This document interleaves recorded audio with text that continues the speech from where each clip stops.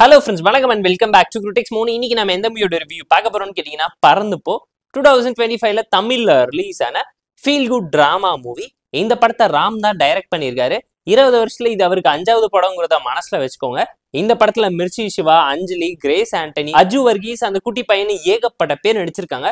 சிம்பிளான one line story என்னன்னு கேட்டீங்கன்னா, மிர்ச்சி சிவா அண்ட் கிரேஸ் ஆண்டனி 2 பேருமே புருஷன் முன்னாடியே இருக்காங்க. அவங்களுக்கு ஒரு பையன் இருக்கான். அந்த மாதிரி டைம்ல வெளியூர்ல வேலை இருக்க விஷயமா கிரேஸ் ஆண்டனி ஒரு எக்ஸ்போக்கு சாரி எக்ஸ்போக்கு கிளம்பி போயிடுறாங்க. நம்ம கதையோட ஹீரோ பாத்தீங்கன்னா லோனை கட்ட முடியாம பாட்டி ஊருக்கு போலான்னு சொல்லிட்டு பையனை கூட்டிட்டு வெளியே கிளம்பி போயிடுறாரு. அந்த டிராவல்ல பையனை பத்தி இவர் என்ன தெரிஞ்சுக்கிறாரு, பையன் என்னென்ன பாடம் எடுக்கிறான், அவரோட கேள்விக்கு எப்படி பதில் சொல்றாரு, இது மூலியமா அப்பா பையனுக்கு நடுவில் நடக்கக்கூடிய கான்வர்சேஷனை வச்சு இந்த உலகத்துல என்னென்ன இருக்குங்கிறத அழகா எக்ஸ்ப்ளோர் பண்ணி காமிச்சிருப்பாங்க. எது சந்தோஷம், எது கஷ்டம், எது துக்கம், எதுக்காக வாழ்றோம், இந்த நிமிஷத்தை என்ஜாய் பண்ண முடியாத வாழ்க்கை என்ன வாழ்க்கைன்னு கேட்கிற கேள்விக்கு எல்லாமே அழகா பதில் சொல்லியிருப்பாங்க. நிம்மதியாகவும் ஆரோக்கியமாகவும் வாழ்ற வாழ்க்கைக்கு பின்னாடி இருக்கக்கூடிய காரணத்தையுமே லைட்டா டீஸ் பண்ணி ஃபேமிலி டிராமால கதையே இல்லாம கருத்து சொல்லி ஒரு படத்தை எடுத்திருக்காரு. அதுவும் இவ்வளவு காமெடிக்கலான வேலை மிர்ச்சி சிவாவை வச்சு ஒன் லைன் கவுண்டர்ஸ் மூலியமா ரியாக்ஷன்ஸை வச்சு ஈஸியா கேரி ஃபார்வர்ட் பண்ணியிருக்காங்க. மிர்ச்சி சிவா ராம் காம்போங்கும் போதே ஊரே ஆடி போயிடுச்சு. சொசைட்டில கண்டென்ட் உள்ள கருத்துள்ள படம் எடுக்கிற ஒரு டைரக்டர் சர்க்கசமா காமெடி பண்ணக்கூடிய ஒரு ஆக்டரை வச்சு எப்படி படம் பண்ணாருங்கிற கேள்விக்கு பதிலடியா சூப்பரா கொடுத்திருக்காங்க. அஞ்சலி, அஜு வர்கீஸோட கேமியோ எல்லாம் படத்துக்கு கை கொடுத்துருக்கு. கூடவே பாத்தீங்கன்னா நம்ம கிரேஸ் ஆண்டனி சூப்பரான ஒரு ஹவுஸ் ஒய்ஃபா வந்து இதுல சம்பவம் பண்ணிருக்காங்க.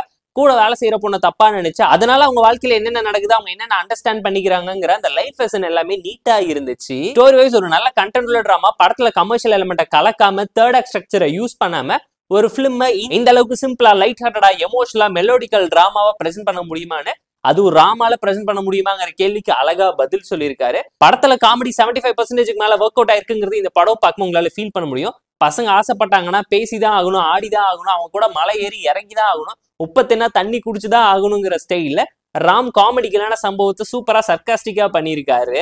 பெத்தவங்களை பத்தினா அதர் சைடே பெத்தவங்களுக்கே படம் போட்டி காமிச்ச மாதிரி இருக்கக்கூடிய ஒரு நல்ல படம் தான். சின்ன பசங்க சொல்ற கருத்தை எடுத்துக்கிறது மூலமா நம்ம வாழ்க்கையில எவ்வளவு பெரிய மாற்றம் வருங்கிறதையும் அழகா கலர்ஃபுல்லா காமிச்சிருந்தாங்க படத்துல பல இடத்துல.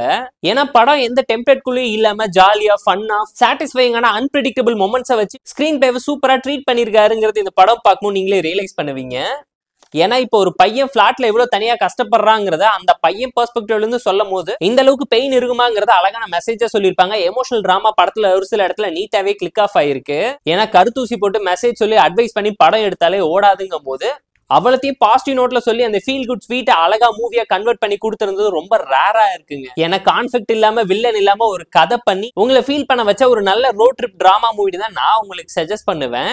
படத்துல பல சீன்ஸ் இருந்தாலும் எக்ஸ் வீட்டுக்கு போற சீன் சூப்பரா இருந்துச்சு. அப்பாவை ரிவெஞ்ச் எடுக்கிறதுக்காக குட்டி பசங்க பண்ணக்கூடிய விஷயம் எல்லாமே இந்த அளவுக்கு கியூட்டா இருக்குமான்னு கண்டிப்பா நீங்களும் ரியலைஸ் பண்ணுவீங்க.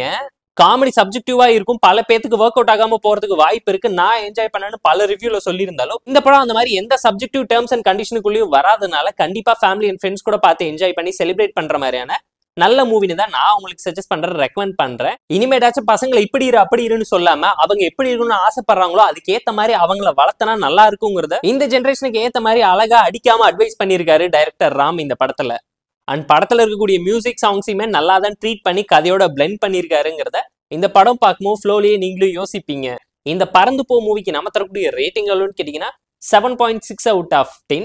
இந்த வீடியோ உங்களுக்கு பிடிச்சிருந்தா லைக் பண்ணி, கமெண்ட் பண்ணி, ஷேர் பண்ணி, சப்ஸ்கிரைப் பண்ணி சப்போர்ட் பண்ணி. இந்த வீடியோ பிடிக்கலாம் மறக்காம டிஸ்லைக் வச்சு கமெண்ட் பண்ணுங்க. நம்ம டெலிகிராம் லிங்க் டிஸ்கிரிப்ஷன்ல இருக்கு, ஜாயின் பண்ணிக்கோங்க. டெய்லி அப்டேட்ஸ் உங்களுக்கு வந்துடும். Tata bye, see you on love you all.